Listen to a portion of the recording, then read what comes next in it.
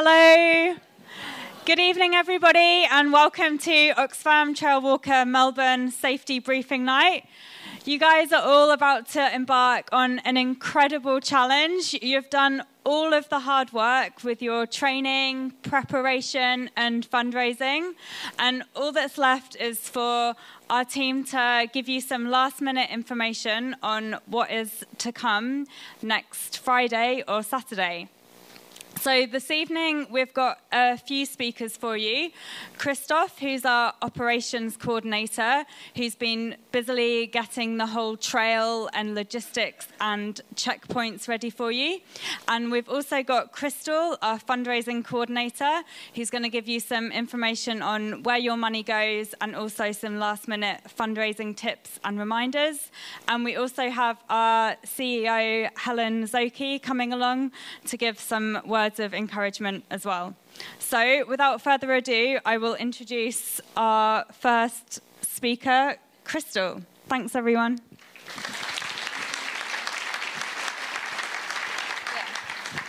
Hello, everybody. It's really nice to put faces to emails/names. I'm sorry for bombarding you all the time. But you guys have been doing amazing. Your fundraising, your training.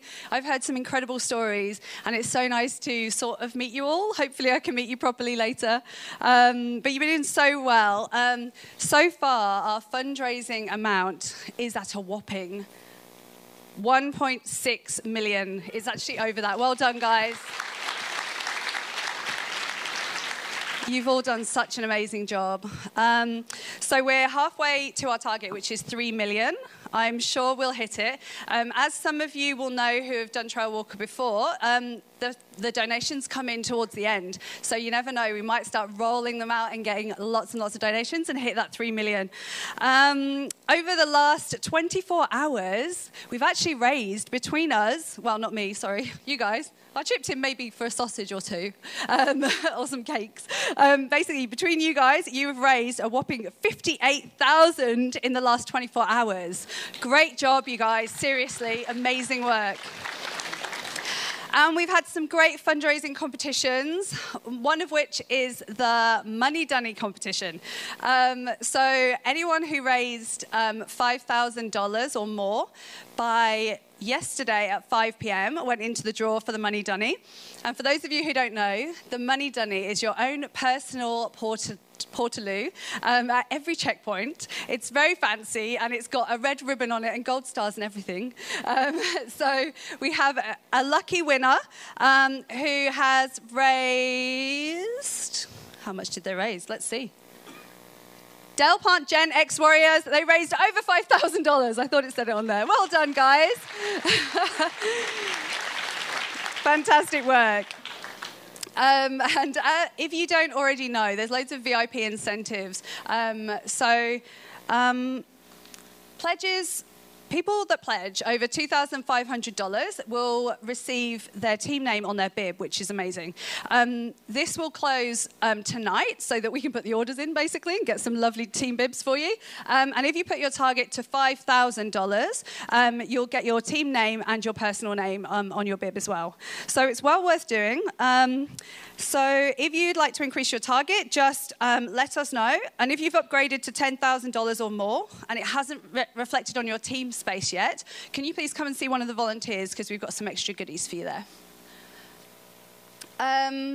We have a competition on the theme of competitions. So if you upgrade your fundraising tonight, you win one of 3 GPS trackers to use on the event. So this means your family and your friends can GPS track you on every section. So it's really exciting. So all you need to do with that is put your pink piece of paper in the buckets on the way out, and then you'll be in for the draw. And I will draw those. I can't remember when. Let's have a look. I will draw those tomorrow morning for the GPS trackers.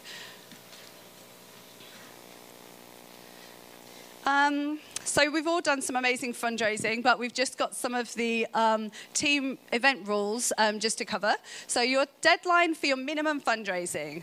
This is on the 16th of March, and the minimum fundraising is $1,400.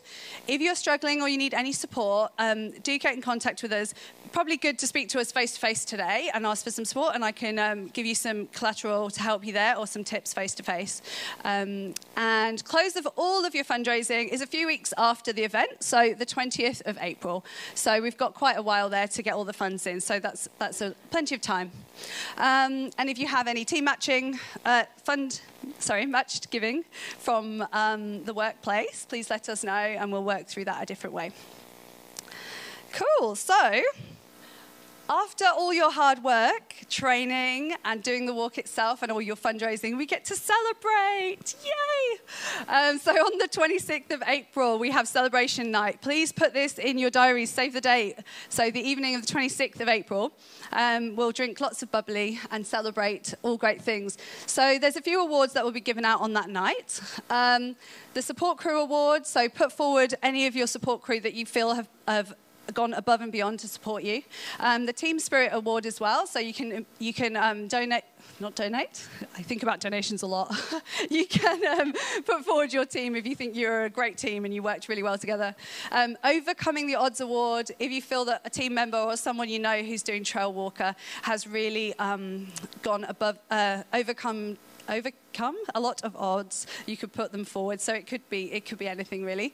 And honouring the corporate fundraising as well. So people that have raised a lot through their workplace. How many of you are first-time participants? Nice. Oh, that's okay. No, I'm joking. So basically, you'll be pleased to know that it gets quite addictive and people do come back for more.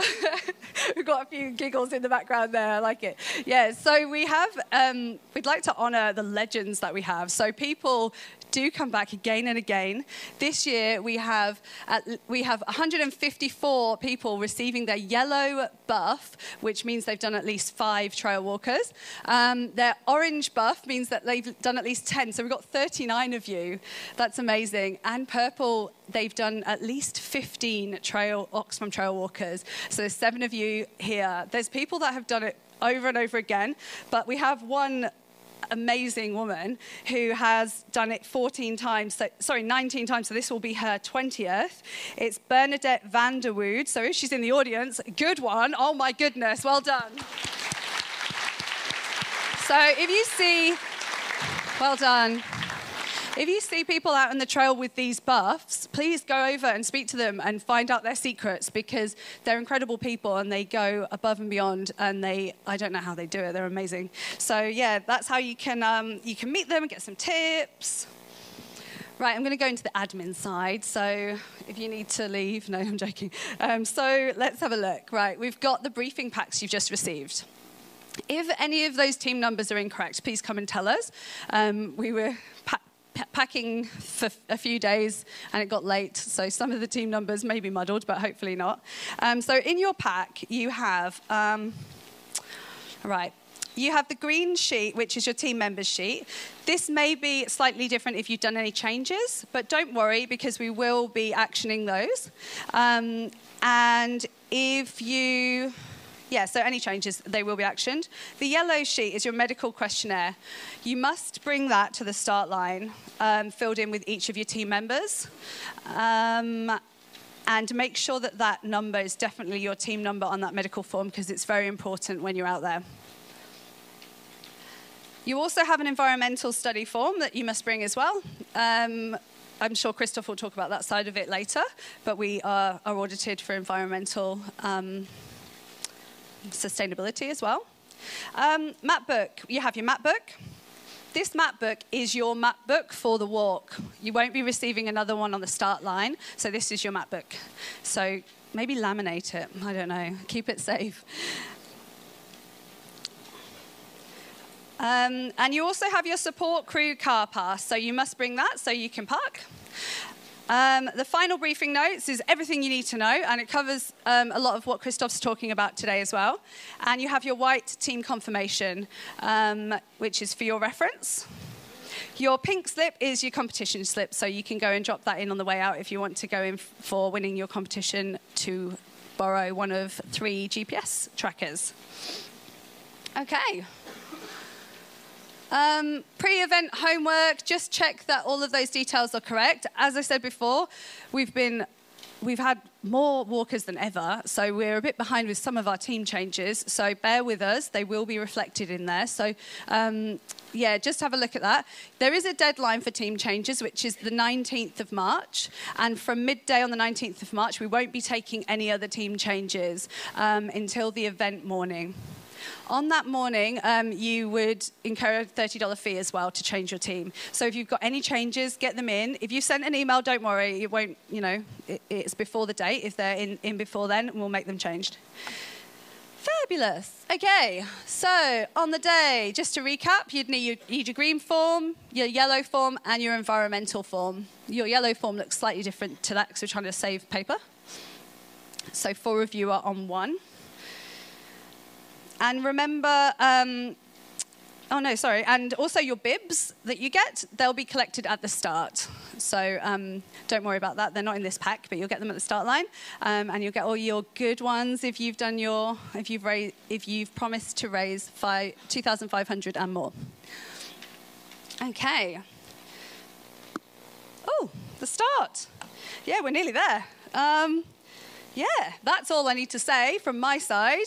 You guys have worked so hard with all your training and all your fundraising.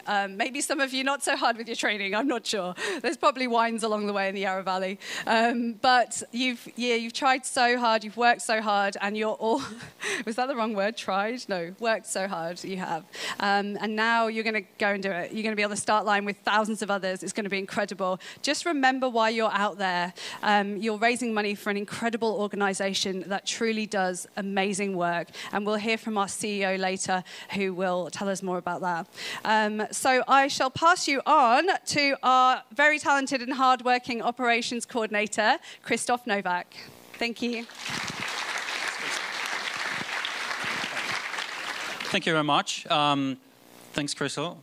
My name's Chris. I'm the events operations coordinator for the Melbourne event, and I'm here to talk about the trail, checkpoints, support crews, how it all works on the event day and on the weekend.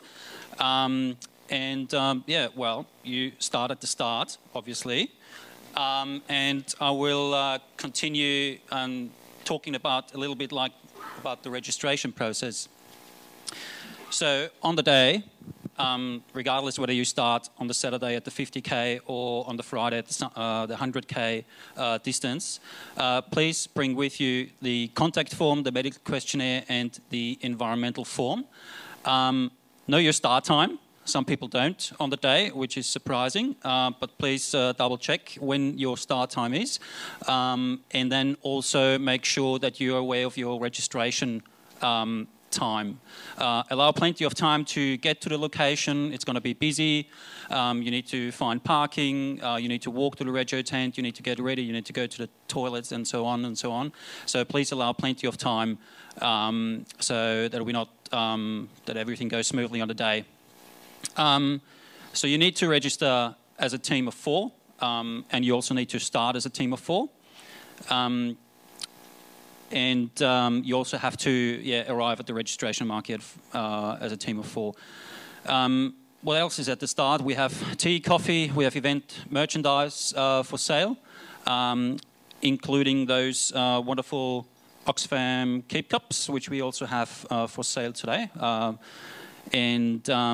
Yes, please do not bring any donation cash with you on the day. We can't process that. So 100-kilometre start is on the Friday in Gels Park in Wheelers Hill. Here are the start times: 6:30, 7:30, 8:30 and 9:30. And then practically once one wave start is complete, the registration process for the next wave start commences. And do not arrive early at the registration start because we won't be able to process you. Please help us there, and so that we can, go through everybody and register everybody efficiently.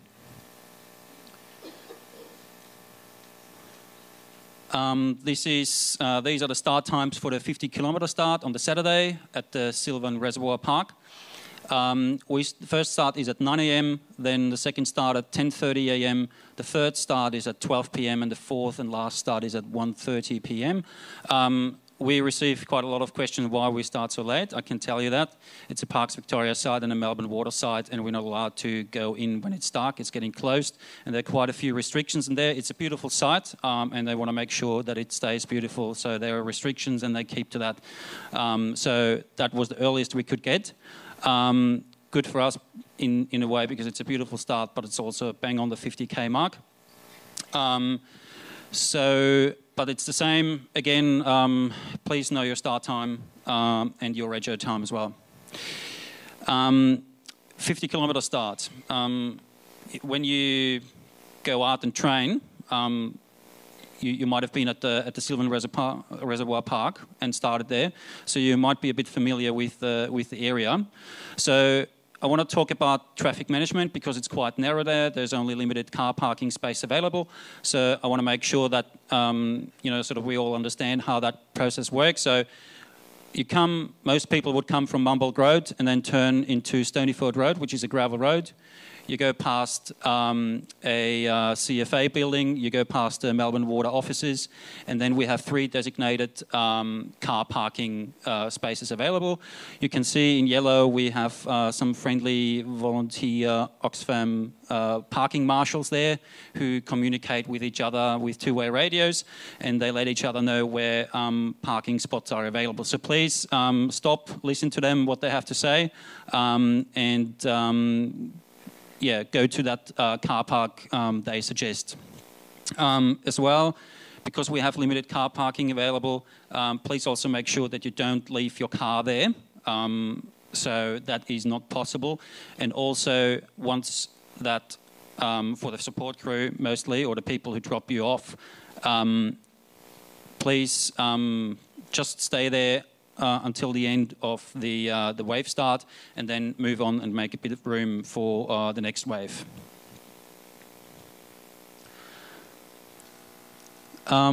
Event photography. We have professional event photographers on site. It starts at the start where there's the Oxfam media backdrop near the registration marquee, so you can take photos there. There'll be also people photographers at the finish and at checkpoints and along the trail. So you will receive then an email from us after the event where you can download and purchase photos from you. So it is important that you wear your bib number at the front so that we can identify you and the system can identify you, so it's easier for you to find your own photos. And then we're on the trail after the start. And that's a feel-good slide because that's the weather forecast for 23rd to 25th of March. So it says brilliant sunshine on Friday, plenty of sunshine on Saturday, and abundant sunshine on Sunday. So it's same but different.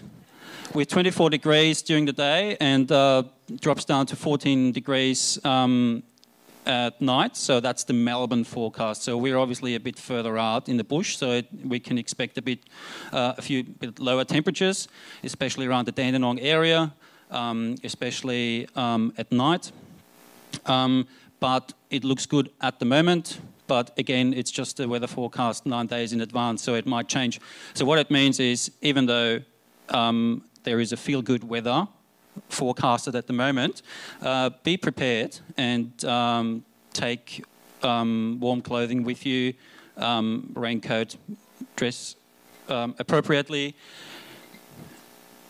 and and then we should be all good. Oops, no, that's not the slide I want to do. Oh, jumped forward a bit. Here we go, sorry. this is actually Westburn Park. In 2015, we had to start there and reversed it. But now we keep it the same again with the finish in Westburn Park. So that's the last few meters you can expect when you finish in Westburn Park. But in terms of numbers on that, people, walker numbers on that photo, that's what you can expect at the start. So you have your map book, which gives you all the instructions how to get from A to B. But then on the day, we also have 2 additional things which help you to go from one checkpoint to the other one. So the first one is trail markers, which get put up every 60 to 100 meters at section 5, which is between Olinda and Mount Evelyn Reserve. We put it up every 50 meters or shorter, depending on the path, because it's many people will walk through the night in that area, and it's also single trail, so that should make things hopefully easier. They are reflective at night, so you can see them with your head torch, and we also number them, and that's a safety measure for us. So if something happens and we know the number of the trail marker, we also know where something happened or where the person is calling in.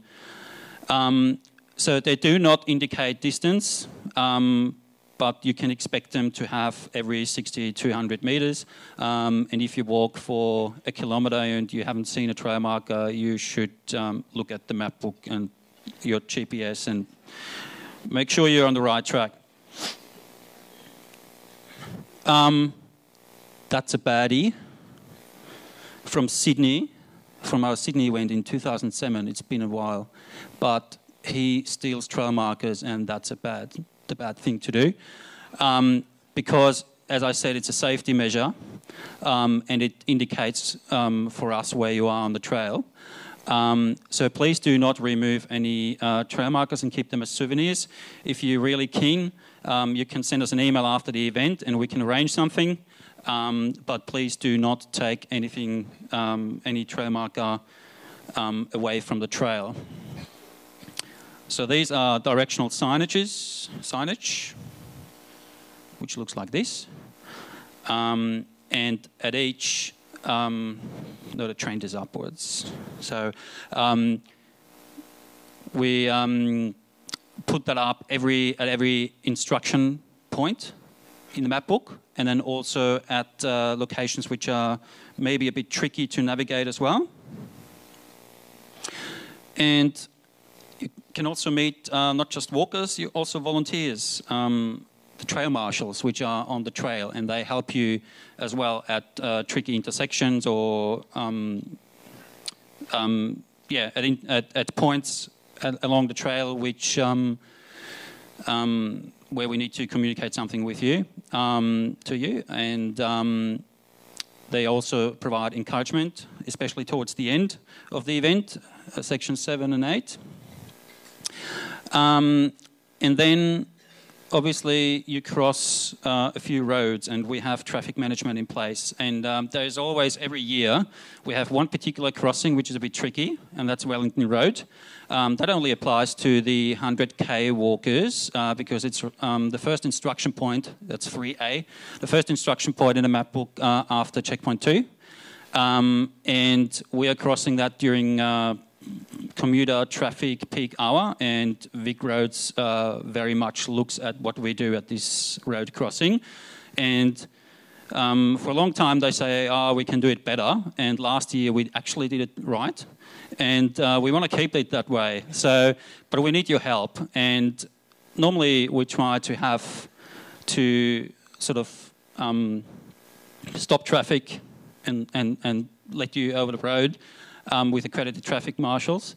But in this case here, the cars have first right. So we need to wait till we're a group of people, and then together we cross the road so that we minimise the disruption on traffic. So as I said, Vic Roads is very, very keen. We'll be there on site as well to monitor that. So please follow the instructions of our traffic management company and our Oxfam marshals there. And that's a photo which is not in focus for a reason. And but my management insisted that this needs to be on the slide, so I apologize for that. That is something council workers find on the Warburton Rail Trail especially, and they're not keen to go down after the event with a whippersnipper. So there are a few rules, and we recommend that you go off the trail 20 metres and then bury your waist at least 15 centimetres deep. But also, to make it a little bit easier, along the Warburton Rail Trail at reference point 6B, 6E and 6F, we have toilet stops. So again, every year we get some comments, so we trying to make it better every year, so we also need your help in that area. So we had checkpoints. Checkpoints, opening and closing times, that's just a brief summary. As a reminder, checkpoint 1 is the only checkpoint where support crew is not allowed to be on site, and they don't have access. All the others, event locations and checkpoints, support crew are more than welcome to be on site and support their teams. So there are safety protocols, obviously. So at the checkpoints, you need to check in and you need to check out so that we know where you are on the trail, so that we can monitor that in the event control center. So all team members need to check in, and you also need to check out. In between, you can, if you like, leave the checkpoint, but you need to tell the check-in operator that you do so, and you're not. Please don't check in and check out and leave, because that means we think you're on the trail again. And if that's not the case, that could cause some issues and questions. You also get a retirement sticker in case one of your team members pulls out, so that we know who actually pulled out. So you get a stick on your bib. And as a standard procedure, you start as a team of 4. You can drop down to a team of 3, but once you drop down to a team of 2, you need to join another team. And that's then at the checkpoint your responsibility to find another team who can pick you up, and you walk with them together. So for us, as a rule, there's always 3 people who need to be together.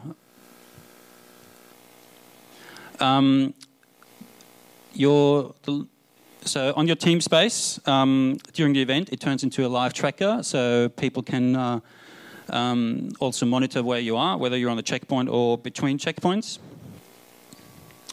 And that's a slide for support crews, so you can download that on the from the website. And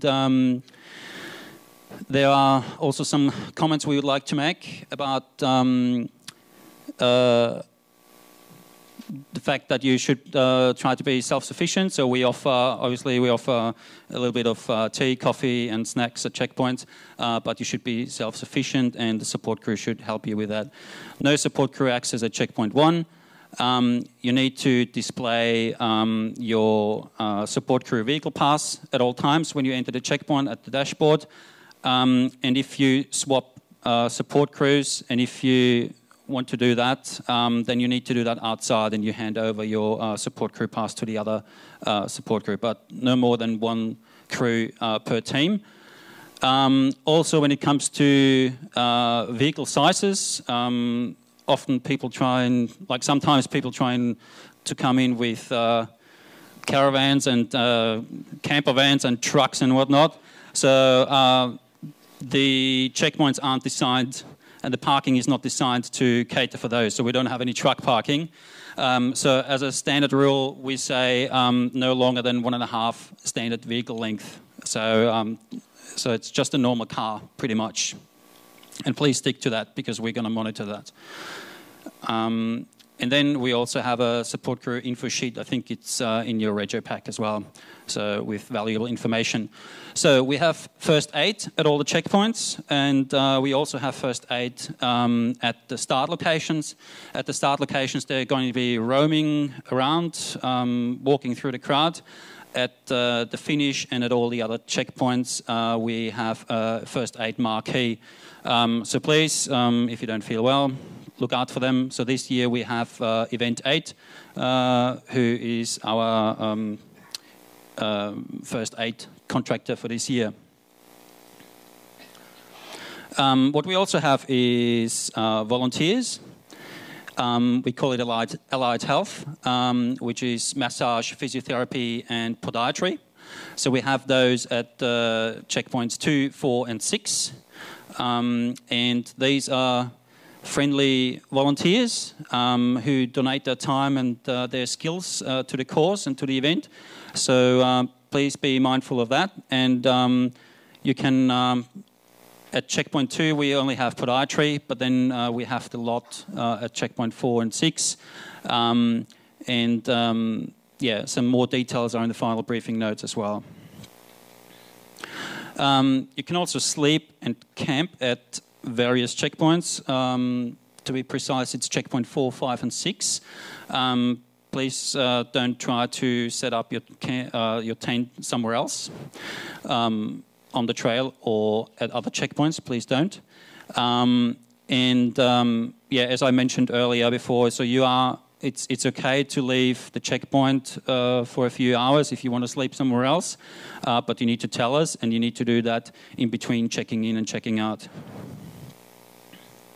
And do not oversleep, so be mindful of the checkpoint closing time, because otherwise the event is over earlier than you want it to be. So what we provide, water, obviously, is a must. So we have water at every location. We also have hot water in urns at all the locations except for the start locations. And then we have coffee, and then we have Oxfam Fairtrade tea and hot chocolate, which is available at all checkpoints. And then we have bread and spreads at checkpoint 1, bananas at checkpoint 3, and then soup at the overnight checkpoints, camping checkpoints, which is 4, 5 and 6. Please bring your BYO cup. We're trying to be a cup-free event. So we're trying to minimise and reduce the amount of waste we produce on the event. So we're not handing out any disposable cups. So that brings me to our wonderful keep cups, and there's an irresistible offer today only. Price $15 per unit, or for $50. So you're covered for the entire team. So if you are interested, if you don't have a keep cup yet, and you would like to have a wonderful fancy Oxfam Trailwalker keep cup, we have them for sale up there. So you might have seen them already on the way in.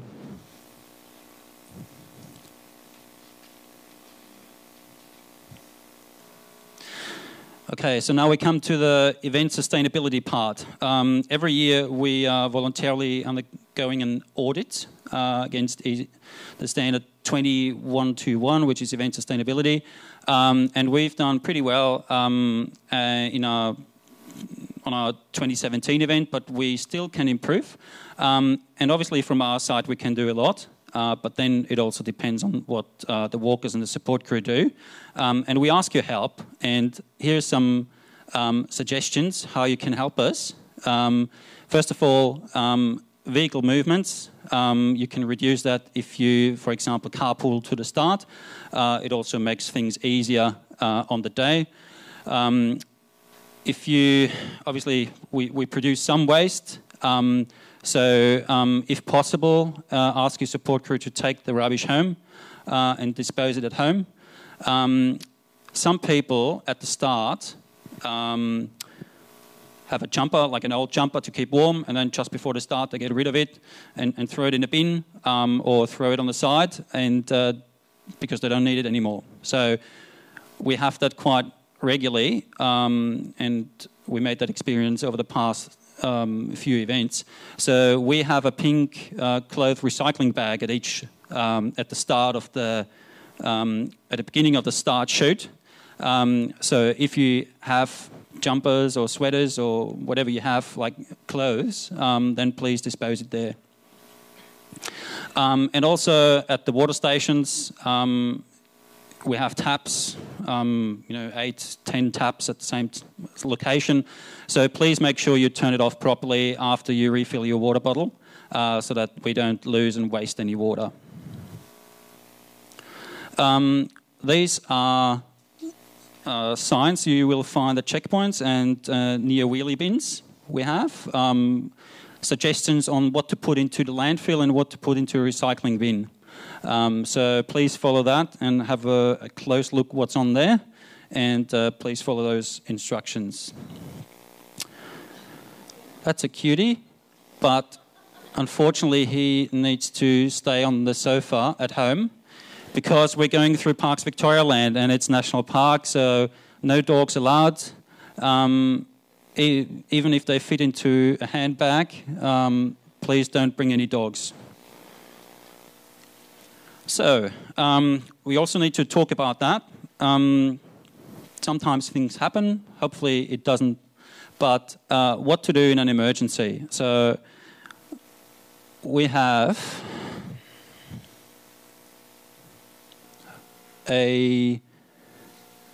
two options. So the first option, which is in a life-threatening situation, obviously call 000 first. But then for any other assistance or after you've called 000, please call our event emergency number, which is the 1300 number on your BIP. That goes to our safety coordinator. He takes the call, he assesses the situation and deals with the situation. So please give us a call if there's something, but not even if it's health related. Also, if you come across something which concerns you along the trail during the night or so, you can always call us and we will respond accordingly. If you call us, we need some information from you. The first information we need from you is what's your nearest trail marker and your nearest trail marker number. We need to know that so that we know where you are. So please don't take any trail markers away from the trail. Who is injured? What's the BIP number and what's the BIP colour? So we can identify the person. That's why we also need the medical form so that we know straight away how we can respond. And then also stay where you are, because once you give us the trail marker number, that's where we are going to go. So don't move. And also never leave an injured person alone. So these are the organisations which are with us in the Event Control Centre. They just sit right next to our Oxfam Trailwalker table. Ambulance Victoria, CFA, Victoria Police, SES, Event Aid, and then also Parks Victoria. So all of these organisations have a person in the Event Control Centre, and together we assess situations. So I think you're in good hands. Out on the field, we have also emergency response crews, ambulance services, and first aid mobile first aid response crew. This is just a snapshot of how it can look in the Event Control Centre, how we track people and walkers, and you can see that the people in red are overdue. So if you are going a bit too slow, and we might give you a call and just check in with you to see whether you're okay. So these are the key event rules. Ensure that you have read and understood all the rules, but this is just highlights a few of them. Teams must stay together between checkpoints and must check in and out together at each checkpoint. Every team must have a support crew and must be self-sufficient. Then teams are strictly forbidden to meet their support crew outside the checkpoints. Teams are asked to respect residential and local parking regulations, so please also be mindful if you go through, past houses during the night when it's dark, that we keep the noise to a minimum. Participants must carry a minimum, or teams must carry a minimum of 2 mobile phones, ideally on 2 separate networks. Just to make sure that we are able to contact you or you can contact us.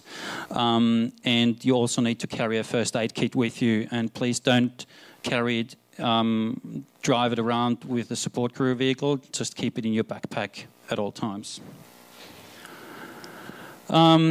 So that's not quite final reminders, because we still have a few more speakers waiting to get on stage. But just some reminders. Check that the white team confirmation report and let us know of any changes. At the start, bring your green, yellow and sustainability form to the registration. The 100-kilometre start, again a reminder at Wellington Road that we sort of cooperate and work with accredited traffic management on site. It's a cup-free event, so bring your own cup. Carry a first aid kit. You also need thermal blankets and warm clothing, just in case. There's no support crew at Checkpoint 1. And don't forget to bring your mobile phones and the map book. And then also don't forget the amazing volunteers who donate their time, their skills, their effort. And just I want to touch on, there are the vests volunteers and also staff will wear. So that's what you would see on site, the purple, the green, and then the high vis around the car parking areas. So maybe you also give them a thank you for helping us out to stage this event. So now we have Amber Lee, our volunteers officer, and she has a few things to say to you as well. Thank you very much for listening to me. We're still not ready yet. Yeah, I'm looking forward to seeing you in a few days.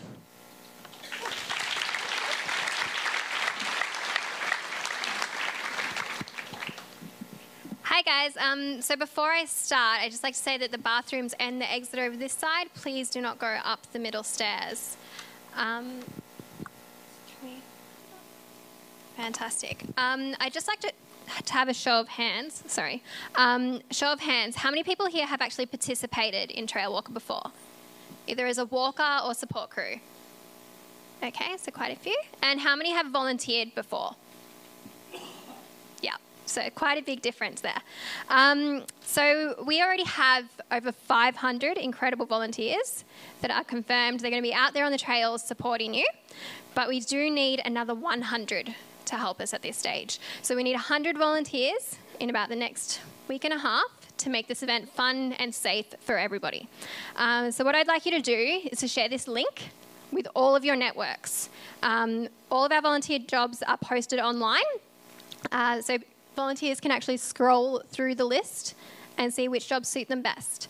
So please take down that link and send it to everyone you know. So we currently still need people at the start lines. So if anyone's going to come down and cheer you on, they can do that from the start line and volunteer. Also at the finish lines, we need people in the car parks, people being couriers. So as I said, if you can please take down that link, grab your phones out. There's a lot of people that don't have their phones out, so I'll just leave it there a little bit longer. If you can put it on your social networks, send it to your neighbours, your cousins, your second cousins mother-in-laws, everybody, okay? So as I said, we still need another 100 volunteers for this event alone. So please do share that link around. And if anyone has any questions about volunteering, you can come and speak to me, and I'll be here afterwards. I think that's it. Now, I'd just like to thank our primary partner, Deloitte, and also our national partner, Paddy Palin. Without our sponsors, our partners, our key supporters, stakeholders, Trailwalker would not be able to take place. So I just want to take a moment now to say thank you.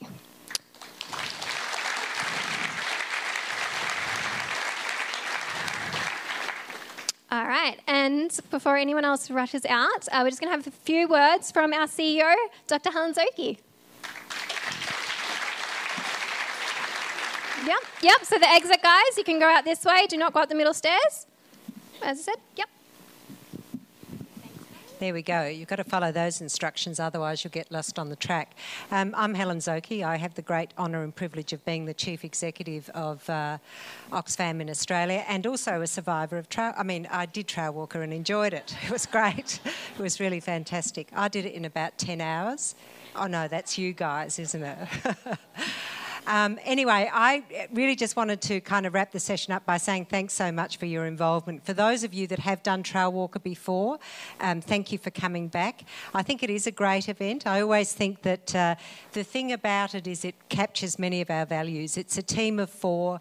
It's working with a support crew. It's very much about collaboration and cooperation, but it's also about rising to a challenge and actually taking on a hard task and getting to the end of it, but bringing your friends and your colleagues and your family along with you. And I guess that's at the heart of what we do in terms of our work, both here in Australia and overseas. We always work with communities. We don't deliver services to them. We try to take on the hard issues, the big, hard global issues like climate change, like the widening gap in relation to inequality. And we really want to be part of, I guess, the lives of the communities that we work with. So Trailwalker is run across the world in different parts of the country. We reckon the Melbourne route is a fantastic one, and we're really delighted that you've given time to either do it for the first time or to come back and do it again and again. I'd also like to thank your support crew, because having done it, I realise how important those people are, and they're giving up their time so that you can get the thrill of having completed an endurance event, and they're also part of what I imagine has been your fundraising activities as well. So an incredible thank you to them. Can I re-emphasise that we do need volunteers? For those of you that have done the event, you know that those cheery volunteers at the road crossings, at the 50k mark, and each of the checkpoints are absolutely vital to the success of this event. So if I can reinforce that message to get your friends and family to sign up. But other than that, for all of the workers, I hope you have a fantastic time. I hope you really enjoy it. Thank you so much for your efforts. To all of the support crews, same to you, and have a safe and really fulfilling journey on the trail. Thanks very much, everyone.